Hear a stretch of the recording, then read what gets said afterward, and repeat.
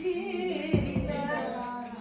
ज्याप्रमाणे आपल्या घरामध्ये सुनबाई येते आणि आपण सांगत असतो तिला की बाई लिंग पूजा करावी लागते, है का नाही?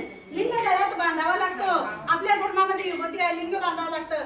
त्याच पद्धतीनं या शिवभक्ताचे गाऊन गीत आणि सहजच कळली मला शिवभक्तीची रीत.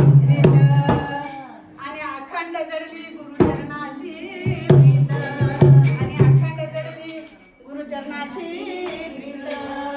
म्हणून म्हणते मी मला कपिल धारच्या दिंडीमध्ये हरी केलं ग.